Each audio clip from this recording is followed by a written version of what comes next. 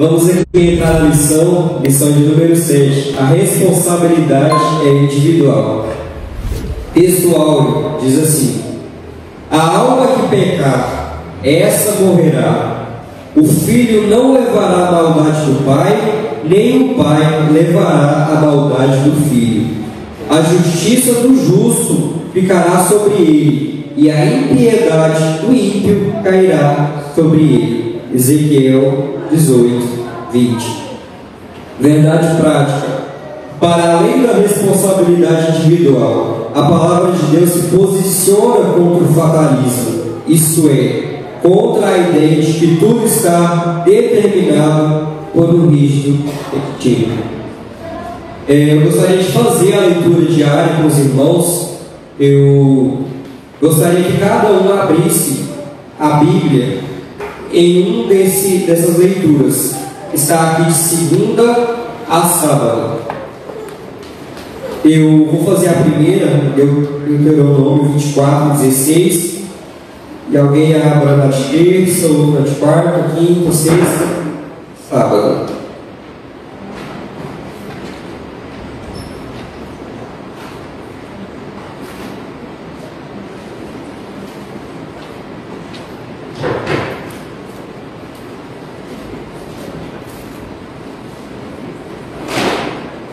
Em Deuteronômio 24, 16, diz assim: os pais não morrerão pelos filhos, nem os filhos pelos pais. Cada um morrerá pelo seu próprio pecado.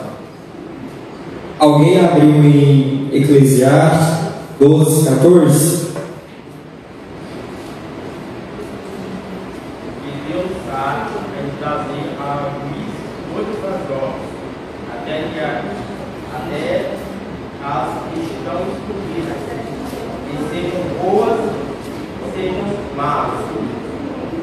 Amém.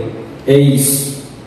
A leitura de sexta, de terça, ela fala que Deus trará juízo sobre cada pessoa individualmente, conforme as obras.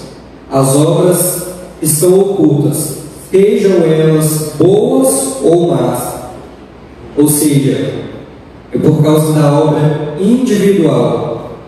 Deus ele não irá imputar o pecado do pai no filho, nem o pecado do filho no pai.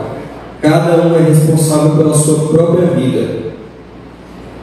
Leitura de 4, Jeremias 31, 29. Naqueles dias nunca mais dirão: os pais comerão uvas verdes e os dentes dos filhos se emborcarão. Amém. Esse versículo é um dos versículos mais importantes que nós vamos tratar nessa lição 7. O que significa? Eu acho muito interessante, porque lá fala que, pelo fato dos pais terem chupado uvas verdes, os dentes dos filhos que foram prejudicados. Só que Deus, ele bradou em Israel e corrigiu esse falso ensino que estava sendo propagado. Porque o que eles pensavam? Bem anteriormente, desde o livro de 2 Reis, inclusive a festividade que eu ministrei foi sobre 2 Reis, né, pastor? E estudando aquele livro, nós entendemos que o povo estava rebelde, o povo estava desobedecendo a Deus. Então o que Deus fez? Deus deu várias oportunidades para que a casa de Israel se consertasse.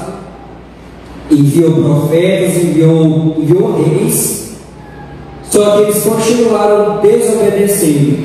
E no final do livro de 2 Reis, a desobediência do povo gerou uma consequência. Deus levou aquele povo cativo até Babilônia. Deus, ele escravizou aquele povo por consequência do próprio pecado, porque já que eles não quiseram obedecer a Deus por amor, como Deus já havia alertado tantas vezes, então Deus viu que a única solução era deixar aquele povo sofrer um pouco no cativeiro da Babilônia. para que então eles fossem capazes de aprender aquilo que Deus queria de cada um deles. Só que quando eles estavam nesse cativeiro da Babilônia, eles passaram muitos e muitos anos presos naquele local. Então lá eles casavam, tinham filhos, tinham netos, as gerações iam dando continuidade. E os filhos, já crescendo naquele sofrimento terrível, eles começavam a pensar: mas por que nós estamos aqui? Então começou a se propagar esse falso ensinamento. Eles pensavam: é por causa dos pecados dos nossos pais. Os nossos pais chupavam uvas verdes e os nossos dentes é que foram prejudicados. Essa metáfora significa o seguinte: a uva verde, a uva que não está madura ainda, ela é muito ácida. E quando você chupa uvas muito verdes que ainda estão muito ácidas, ela vai desgastando o dente. O dente vai perdendo o poder de corte. Ou seja, eles queriam dizer que por causa dos pecados dos pais, eles estavam sendo enfraquecidos, castigados naquele local. Só que o Senhor disse que não era isso, porque a responsabilidade é individual. Eles não estavam lá somente por causa dos pecados dos pais. Eles estavam lá sim, pagando por uma consequência, porque querendo ou não, quando os pais vivem uma vida de desobediência, infelizmente isso acaba trazendo algumas consequências para dentro do lar. Então, de forma indireta, os filhos são um pouco prejudicados. Porém, isso não significa que o pecado do pai está sobre o filho. Não, porque mesmo que o pai tenha vivido uma vida completamente errada, se você é filho, você não precisa necessariamente seguir os mesmos erros dos pais. Você tem um livre-arbítrio para tomar uma nova decisão e uma decisão de obediência a Deus. Então Deus ele vem desconstruindo isso. Ele diz que em Israel não era mais para se propagar esse falso ensino. Os filhos não estavam sendo castigados por causa do pecado dos pais, mas não, todos têm livre-arbítrio para decidir se vai obedecer a Deus ou não. Leitura de quinta, Ezequiel 18, 2 e 3.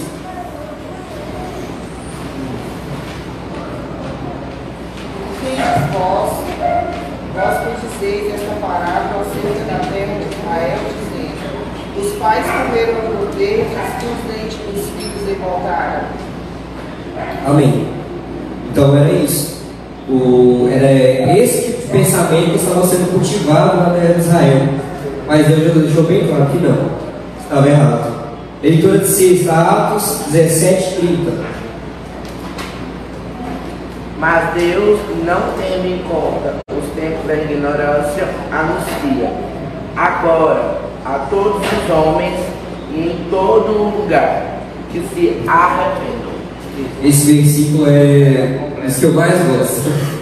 É muito completo porque ele deixa bem claro isso que nós acabamos de falar.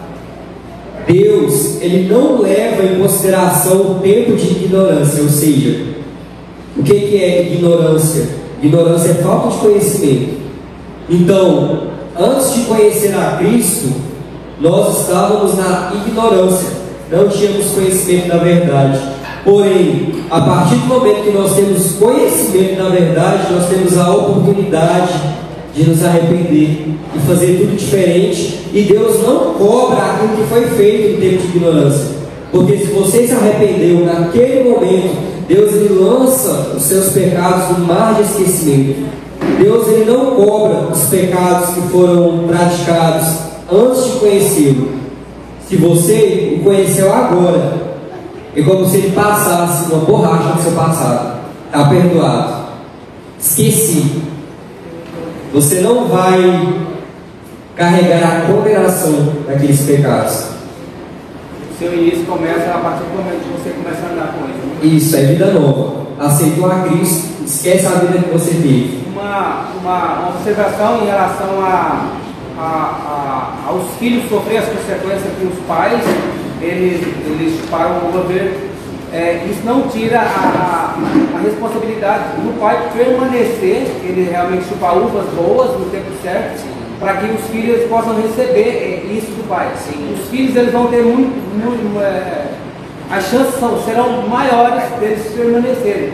É claro que eles não podem olhar para mim, a vida deles é individual, mas a responsabilidade do pai ela é extremamente importante na caminhada deles, porque o próprio Deus falou para Abraão assim: olha, eu creio que Abraão falará para o seu filho e para a sua casa daquilo que eu tenho falado, porque Deus ele coloca em nossas mãos aquilo realmente que os filhos têm, porque Deus ele quer passar de uma geração para outra aquilo que ele me deu. Então ele deu para Abraão, Abraão dá para Isaac, Isaac dá para Jacó, e assim sucessivamente uma geração ela toda vai servir ao Senhor. Mas isso não tira a responsabilidade do meu filho, mesmo se eu não for, porque eu tenho testemunho disso, de pais que era totalmente, todo mundo tem esse testemunho, de pais que era totalmente desviados sem conhecer a Cristo, e o filho dele conheceu a Cristo. Então isso é individual, entendendo? Agora o bujura, ele tem que permanecer para ele primeiro e também para os filhos dele, seriamos os filhos dele. Isso mesmo, a responsabilidade é individual, mas que você tenha a condição, você tem o dever de criar os seus filhos no caminho. A palavra fala, né? Ensine a criança no caminho, e ainda quando for velho não se desviará dele. Então você tem o dever de instruí-los. Só que no fim ele vai ter aprendido, aí ele vai entender, não, eu aprendi, mas agora o dever de colocar em prática é meu. Exatamente. Leitura de sábado, João 17, 12.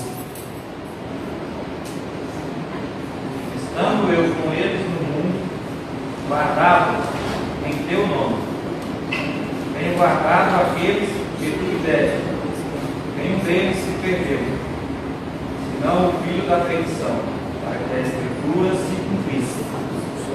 Amém. Esse versículo ele fala que a pessoa que já é salva, ela pode perder a salvação da seguinte maneira. É importante esclarecer isso aqui. Deus ele não se aparta de ninguém. Na verdade, somos nós que nos afastamos dele. Esse versículo deixa claro que você pode até mesmo andar no caminho, só que ele cita o exemplo de Judas. Judas andou com Cristo. Judas ele foi ensinado por Cristo, ele andou lado a lado com ele, só que ele escolheu um caminho muito infeliz, porque ele não quis abrir mão do pecado oculto que estava dentro do seu coração. Ele tinha um pecado, um vício em roubar. E aí, mais para frente, por não ter se despojado desse pecado, o que ele fez? Praticamente ele vendeu a Cristo, ele traiu a Cristo por 30 moedas de prata. Ele tinha a chance de ser salvo mesmo assim? Tinha. Se ele tivesse se arrependido verdadeiramente, ele teria sido salvo, porque Deus ele perdoa. Só que ele não teve esse arrependimento, ele teve remorso. E o remorso é diferente. O remorso, você sente a culpa do pecado que você cometeu, mas você não se arrepende. Então qual foi o final dele? Morte. Morte física e consequente morte espiritual, condenação eterna. Mateus, interessante a gente observar que Judas, mesmo ele sendo esse filho da perdição, né, que a palavra fala é mesmo, entendeu? Mas ele teve várias oportunidades de, né? Ele está desde o início. Ele já foi se focar lá no final, né? Lá bem na frente. Entendeu? Então a gente está andando com Deus todo dia, né? Deus está falando, todo dia a gente tem a oportunidade de cair em si, se arrepender e receber o perdão de Deus. Você está pronto para perdoar. Não é isso? Ele teve a oportunidade durante toda a caminhada. Mas aí foi esperando, né? Foi deixando a água rolar. E aí chegou ao ponto desse, propriamente, ele mesmo agarrar a sua vida. Então, eu entendo que nós não devemos deixar chegar a esse ponto, mas perceber que nós estamos precisando de melhorar e pôr em prática, para que nós possamos ser restaurados por Deus. Sim. E nós temos essa oportunidade todos os dias. Então, não percam tempo. Não percam tempo, porque o Senhor ele fala o tempo todo: arrependa-se, arrependa-se. E ninguém sabe o dia de amanhã. Então, a hora de se arrepender é agora. A hora de se prostrar aos pés do Senhor, clamando pelo seu perdão, é hoje. Isso é a coisa mais importante que uma pessoa tem que fazer. E puxando o gancho também, a gente pode puxar essa história um pouco para a parábola das 10 virgens.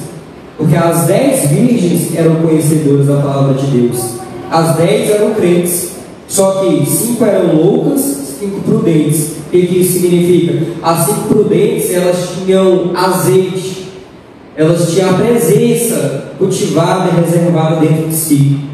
Enquanto as loucas, o tempo foi passando, elas foram se esmorecendo, deixando as coisas do mundo entrar dentro do coração delas. Até que chegou a hora. O noivo veio e as prudentes disseram: nós não podemos dividir o nosso azeite com vocês. Vão até os que vendem e comprem. E elas foram, só que já era bem tarde, porque o noivo já tinha chegado. Então as prudentes entraram para as bodas do cordeiro, entraram para a festa, e as loucas foram atrás, batendo na porta. Só que já era muito tarde, e o noivo disse: apartai-vos de mim, porque eu não vos conheço. Então, nesse sentido, é possível perder a salvação. Mas você só perde a salvação se você não quiser mais a salvação. Ou seja, se você desistir dessa caminhada. Se você desistiu da caminhada, você perdeu. Mas agora, se mesmo você tendo dificuldades, você pelejando contra a carne, entre erros e acertos, mas se você quer, você fala: Deus, me ajuda, Deus, me fortaleça. Você pode ter certeza que você vai conseguir, você não vai perder. Porque Deus ele conhece a intenção do coração. Deus ele sabe quem está pelo menos tentando e quem não está. Porque quem está lutando contra a carne, essa já é uma marca de que essa pessoa pertence verdadeiramente a Deus. Porque a palavra fala que nós temos que ser inconformados com este mundo. Então, se você luta contra a carne, mesmo tendo algumas dificuldades, isso significa que você é um inconformado. Aleluia. E Deus se agrada disso. Verdade. Então, por causa da intenção do seu coração, você pode ter certeza que Deus ele não vai te lançar fora. Agora, entrando aqui na leitura bíblica em classe, Ezequiel 18, 20 ao 28 diz assim: a alma que pecar, essa morrerá. O filho não levará a maldade do pai, nem o pai levará a maldade do filho. A justiça do justo ficará sobre ele, e a impiedade do ímpio cairá sobre ele. Mas, se o ímpio se converter de todos os seus pecados que cometeu, e guardar todos os meus estatutos, e fizer juízo e justiça, certamente viverá, não morrerá. De todas as suas transgressões que cometeu, não haverá lembrança contra ele. Pela sua justiça que praticou, viverá. Desejaria eu, de qualquer maneira, a morte do ímpio? Diz o Senhor Jeová. Não desejo, antes que se converta os seus caminhos e viva. Esse versículo 23 aqui ele é muito importante. Porque Deus ele fala que ele não se alegra nem com o sofrimento do ímpio. Nem com o sofrimento do ímpio ele se alegra. Ou seja, Deus ele ama a todos. O que Deus abomina? O pecado. Deus ele ama o pecador, mas abomina o pecado. E é importante entender isso, porque infelizmente, mesmo no nosso meio, tem pessoas que não conseguem compreender esse versículo. a Bíblia fala que a nossa luta não é contra carne nem sangue, mas contra espíritos e potestades espirituais malignas. E tem pessoas que querem lutar contra outras pessoas. Tem pessoas que elas não entendem que a nossa luta é espiritual. E ao invés de combater o pecado, elas querem combater as pessoas. E não é isso que Deus ensina para cada um de nós. Você não pode combater a pessoa, porque a pessoa ela é amada. Todas as pessoas são amadas por Deus, até o ímpio. Até o ímpio. E às vezes as pessoas olham já com olhos de condenação. Só que todos nós já fomos ímpios um dia. Até quem já nasceu em lar cristão, porque essa pessoa, ela, mesmo que ela já tenha tido uma infância dentro da igreja, chegou a uma certa idade que ela adquiriu o conhecimento do bem e do mal. Quando a maturidade chega, essa pessoa ela tem consciência do mundo. E quando ela tem essa consciência do mundo, a carne começa a despertar. E quando a carne começa a despertar, a partir desse momento essa pessoa já tem esse tipo de conhecimento. Então ela é pecadora? Ela é pecadora. Você já nasceu, você já saiu do ventre materno, então parabéns. Seja bem-vindo ao mundo dos pecadores. Todos. Sem exceção. Então, Deus, se o ímpio verdadeiramente se arrepender de seus pecados, Deus perdoa. Todos. A gente já pensa logo, nossa, mas vamos colocar uma balança aqui. Qual pecado será que tem mais peso?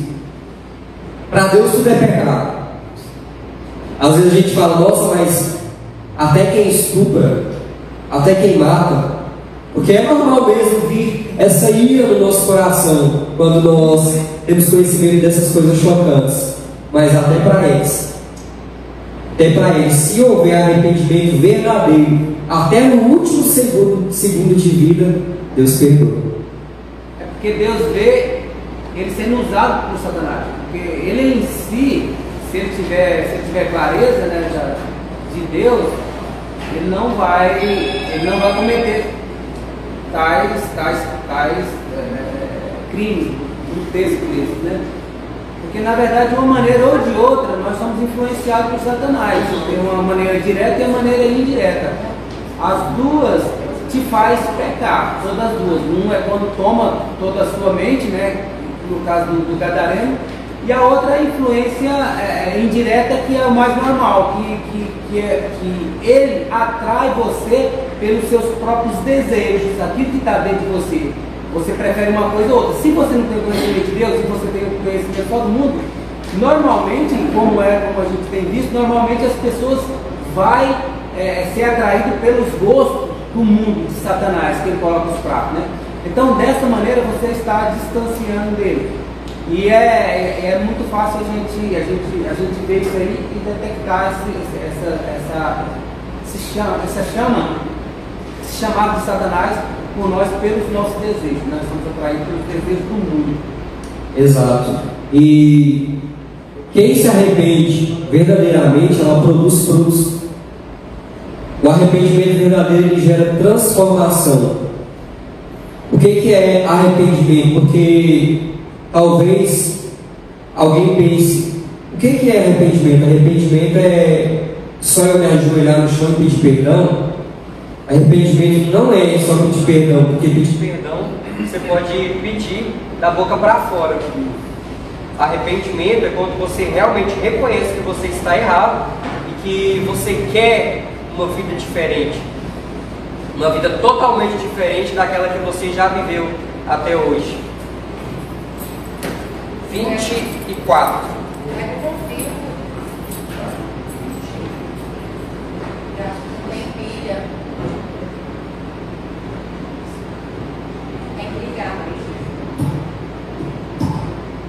Isso. 24. Mas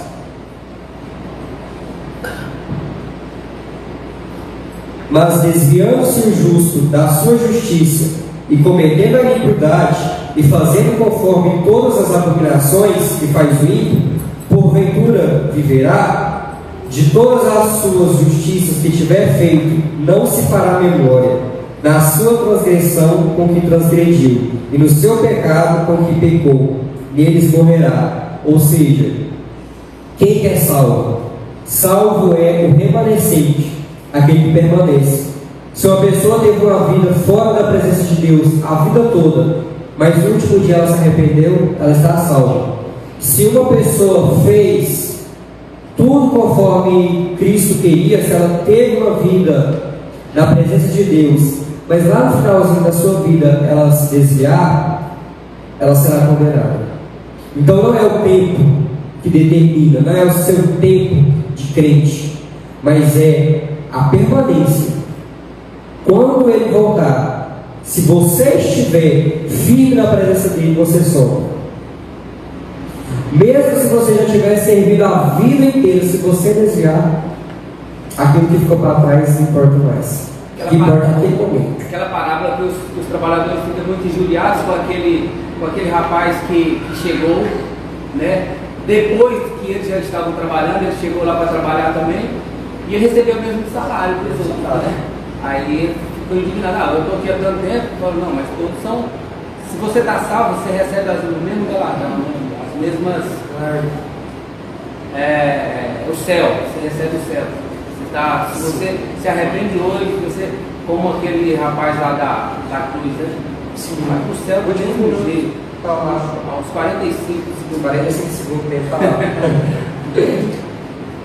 Dizeis, porém, o caminho do Senhor não é direito. Ouvi agora, ó casa de Israel, não é o meu caminho direito? Não são os vossos caminhos torcidos? Desviando-se o justo da sua justiça e cometendo iniquidade, morrerá por ela. Na sua iniquidade que cometeu, morrerá.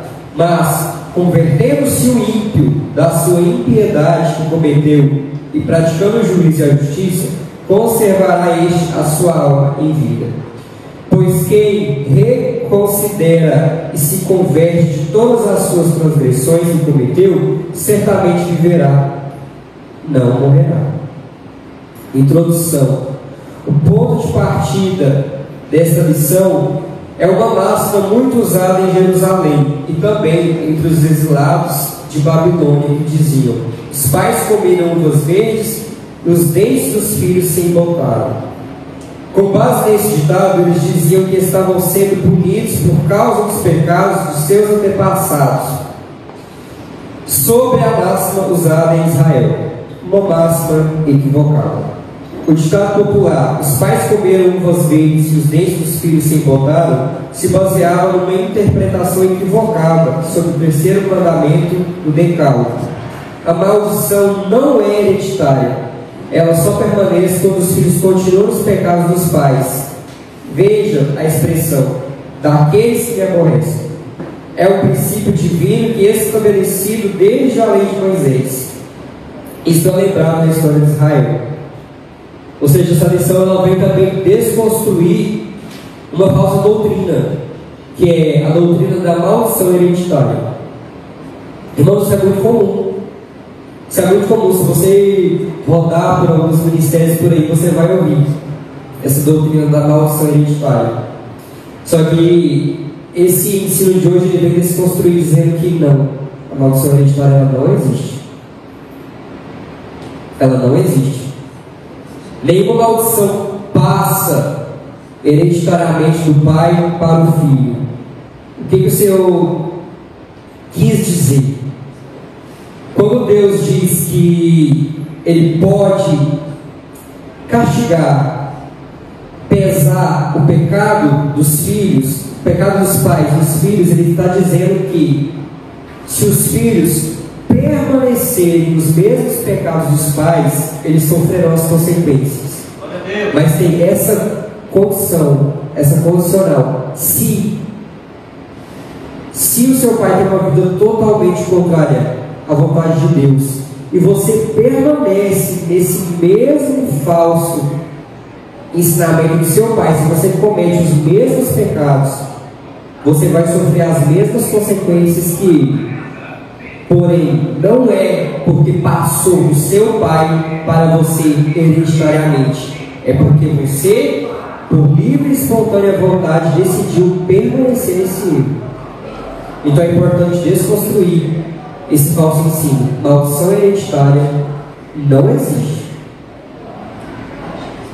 Às vezes é bem comum a gente ouvir: nossa, mas aquele homem ele era um viciado, era um alcoólatra, batia na esposa, o lar dele era destruído, e a maldição na vida dele foi tão grande que hoje o filho vive do mesmo jeito. O filho se casou, hoje também é um péssimo marido, espanca a esposa, é alcoólatra também. Tá vendo? O filho pegou a maldição do pai. Não. O que acontece nesse sentido?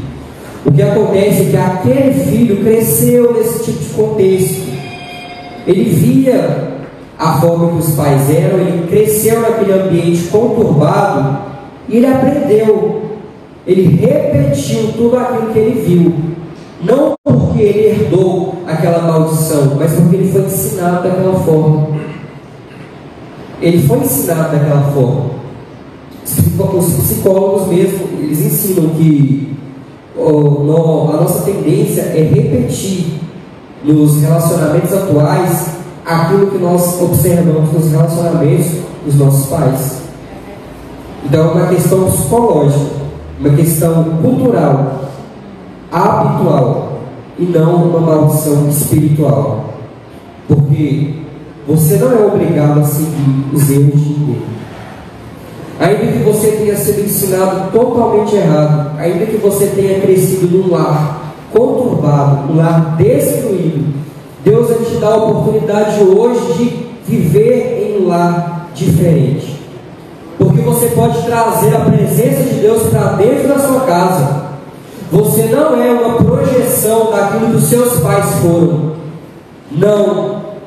Você não é obrigado a viver uma vida de destruição que você viveu na infância. Porque Deus é poderoso para curar todos os seus sofrimentos, toda a ferida que ficou gravada na sua alma. Deus é poderoso para curá-la. Não importa quantos anos tenham se passado, aquela ferida, aquele trauma que você sofreu, ele não te define. Você não é o trauma que você sofreu. Você não é a agressão que você sofreu no seu lar. Você não é o abuso que você sofreu dentro do seu lar, dentro da sua família. Você não é a língua que te feriu no passado. Você não é. Você é filho de Deus. A partir do momento que você aceita a Cristo como seu único e suficiente Salvador, é vida nova, é vida espiritual, é vida financeira, é vida física, é tudo novo. Ele te dá a oportunidade de se agarrar às boas novas. Boas novas de salvação que trazem diferença por completo. Ela não traz mudança, ela traz transformação completa. Glória a Deus. Porque Ele carregou as nossas enfermidades. Ele levou sobre si todas as nossas maldições. E por causa das suas pisaduras, nós somos sarados. Nós somos curados. Aleluia. Eu estava lá em casa, uma irmã que eu conheço há muito tempo, essa semana, e ela estava me falando que ela está fazendo curso de terapeuta. E falando, acerca dessas coisas que a pessoa, quando está com problema de depressão, tem que procurar um terapeuta, e aí tem que fazer uma retrospectiva do que a pessoa foi no passado, para guardar traumas, que precisa ser curado. Quando a pessoa fala tudo que está sentindo, que passou no passado, para poder ser curado através dessas terapias.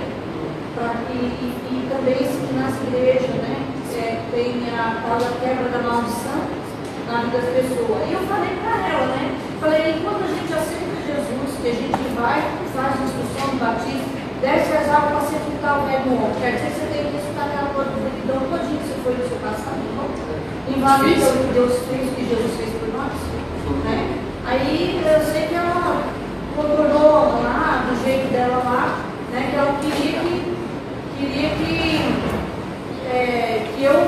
acreditasse naquilo que ela estava fazendo ali, naquele curso que ela estava fazendo, porque uma filha minha que eu venho ter alguns problemas, que foi conversar com ela e ela fez essa terapia com ela, né? Aí a minha filha falou assim, de problemas que a gente teve no passado. Aí ela falou que eu tinha que ir lá para fazer terapia com ela para voltar no passado, para poder ser sanada esse problema na família. É importante nós conhecermos aquilo que nos feriu, porém a cura mesmo, a cura definitiva, se você não estiver alicerçado na presença, você não vence. Então, esse versículo, né, que fala sobre aquilo que Jesus fez por cada um de nós, ele desconstrói essa doutrina da maldição hereditária, porque Cristo carregou sobre si as nossas maldições. Ou seja, toda a maldição que você carregava na sua vida, ela já foi destruída a partir do momento que você aceitou a Cristo. Então, aquilo que você pode ainda estar sofrendo são apenas consequências do passado. Não é uma maldição. Não é. Espiritualmente não é uma maldição. É só uma questão de hábito. Porque agora que você vai ter o conhecimento da verdade, essa palavra vai dia após dia remoendo, e você vai aprendendo aquilo que é certo, e você vai abandonando aquilo que é errado. Mateus, o pastor sempre dá o exemplo do cartão de crédito para nós. Tem gente que nunca presta atenção naquilo que ele fala.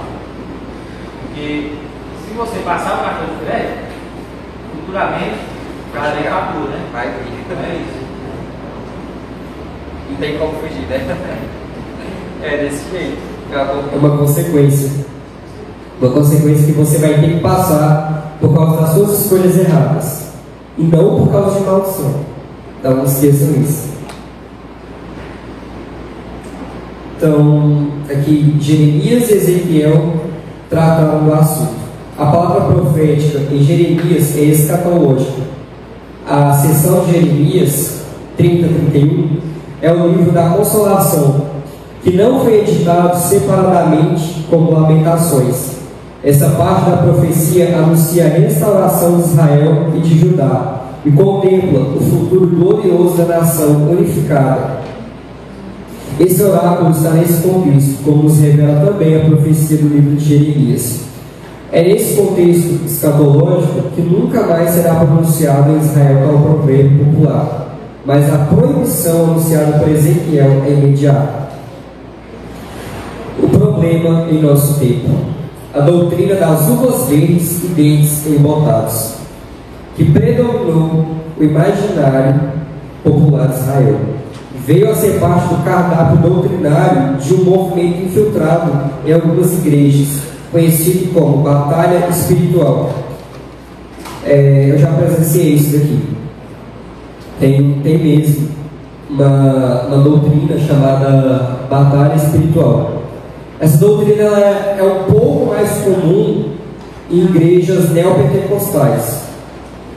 É bem frequente mesmo, é a marca das igrejas neopentecostais, como da primeira onda. As igrejas neopentecostais são divididas em primeira e segunda onda. Dentre as da primeira onda, nós podemos citar a Igreja Universal, a Igreja Mundial do Poder de Deus, a Igreja Plenitude do Trono de Deus e a Igreja Internacional da Graça de Deus. Eles propagam esse tipo de doutrina de batalha espiritual constante. O tempo todo é como se você tivesse uma luta espiritual. Tudo que acontece é porque o diabo fez. Tudo. Mas qual que é o risco disso? Porque isso não é verdade. É mais fácil você imputar todas as culpas para cima do diabo do que reconhecer que você é que falhou. É mais fácil terceirizar a culpa do que assumir, não, eu falhei porque eu desobedeci a Deus. Então, é isso que desconstrói esse tipo de doutrina. Responsabilidade individual. O seu maior adversário é você mesmo. Você mesmo. O diabo é o nosso inimigo, sim. Só que ele opera onde ele encontra legalidade. se você não dá legalidade, se você sela a sua vida com o Espírito Santo, então ele não encontrará legalidade. Mateus, tem até um grande pensador que fala, né? É muito mais fácil expulsar um demônio do que mudar o caráter. Então é muito mais fácil eu falar que é o demônio que está fazendo isso na vida da pessoa. Mas é o caráter dela. Então é muito mais fácil eu ir lá e expulsar o demônio, porque Deus não dá poder para isso. Mas mudar o caráter é só a pessoa querer, e tem que ser uma mudança que o Espírito Santo faz por dentro, demora anos para que tudo aconteça. E há um perigo em relação a colocar a culpa no diabo. Se você terceirizar para ele, nunca você vai reconhecer que você é o pecador. Sempre você vai estar colocando culpa nele. Então as chances são mínimas para você falar assim, cara, eu estou errado, eu vou precisar mudar isso aqui. Você entendeu? É muito importante isso também. E é isso. Responsabilidade individual. Então, cada um é responsável por aquilo que faz. Então, é muito importante, né, nós termos isso em mente. E essa doutrina, ela não se restringe somente às igrejas neopentecostais. O nosso próprio meio é comum. Porque eu já ouvi demais. Em todas as igrejas, qualquer igreja cristã que não tem o conhecimento dessa palavra, ela acaba propagando esse tipo de coisa. Batalha espiritual constante, essas doutrinas que nós estudamos aqui da maldição hereditária, isso é comum. Eu não sei qual que é a vivência dos irmãos, mas com certeza alguém que já ouviu esse tipo de coisa, já? Sim, uma vez eu fui numa igreja, né? Aí a primeira vez que eu falava dessa igreja, eles fazem muita campanha para quebrar a maldição. Inclusive a igreja. E eles me deram sabonete de arruda. Nossa! Falou assim que era para tomar banho. Meu Deus! Para quebrar maldição hereditária. Na época eu não tinha conhecimento. Ou seja, essa realidade está distante, não. Estava desesperada, né? Problema em casa. Sim, eu já ouvi também. Já ouvi muito isso de fazer campanha para quebrar maldição. Campanha de salvos. Campanha de sabor em pó ungido. É isso. Mateus, a gente vai longe, vai estar. Sabe o que o pregador falou? Que estava quebrando a maldição lá daquele jovem, maldição hereditária. Aí eu só via. Não. É chocante, né? Não, eu fiquei pensando. Pior que aí o povo dá glória a Deus e. Dá glória a Deus. Nossa, o que está acontecendo ele aí. está quebrando, ele está quebrando tudo. Eu, meu Deus, está quebrando. E essa igreja é bem grande, tem muito seguidor. Tem. Nossa, é terrível. Mateus, tem até a vassoura santa para bater as injustícias do diabo. Tem. Aí combina logo a vassoura com sabão. Vai lá, vai varrer na maldição. Mas a maldição. O pecado, gente, é individual. O que eu mais vejo é pessoas orando para Deus proteger, para Deus guardar da inveja, sendo que a própria pessoa está com o coração imundo, impuro. Se você é uma pessoa que realmente tem comunhão com Deus, você não precisa ter medo de inveja. Podem jogar inveja, podem jogar praga, maldição em cima de você, não pega. Se você tiver na presença de Deus, porque também se você não tiver, aí você é vulnerável mesmo, aí pode ter medo mesmo. Na verdade, a pessoa sofre daquilo que ela mesmo, como foi falado na quinta-feira, daquilo que ela realmente é. Você está entendendo? Porque esse tipo de inveja, as coisas, se isso por um acaso fosse verdade, cara, esse mundo era um caos, né? Porque, você já pensou? Cara, todo mundo tem inveja, todo mundo tem inveja. Então as pessoas, ela é refém daquilo que elas são.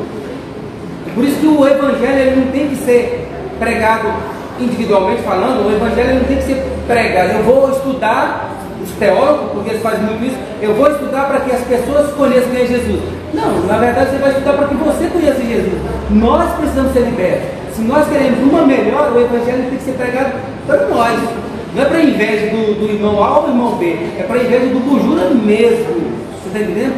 O evangelho ele veio com um propósito de te limpar. Aí automaticamente, quando alguém vê a sua mudança, fala, eu quero aquele evangelho também. Eu não quero buchura, eu quero o evangelho que ganhou ele.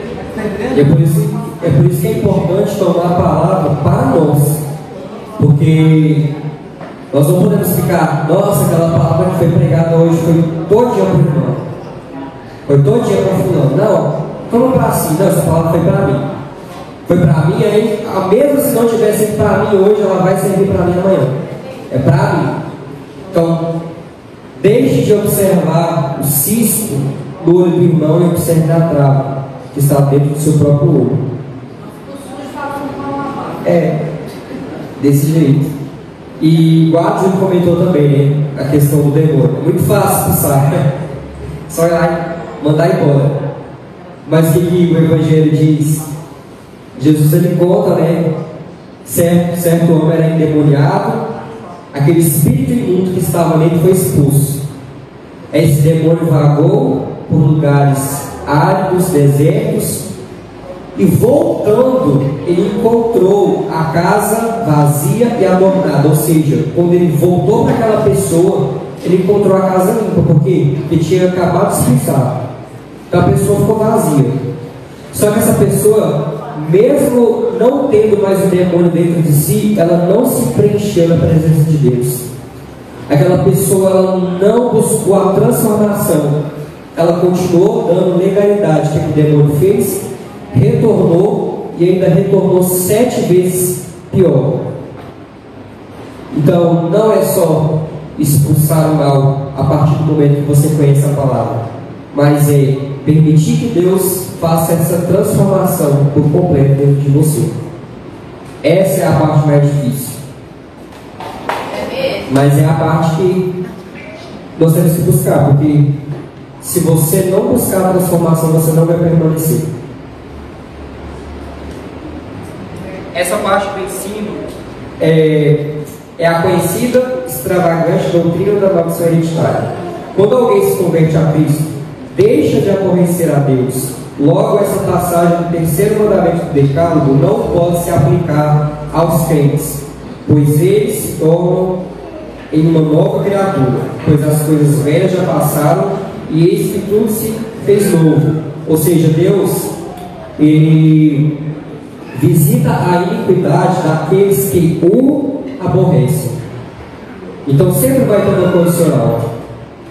Você está aborrecendo a Deus, mas você tem agora o conhecimento, você mudou de vida mesmo, de verdade. Então não se preocupe, aquilo que passou, passou, não te afeta mais. Devemos orar e agir para que esses ensinos equivocados não prosperem em nossas igrejas. Há esperança para o pecador.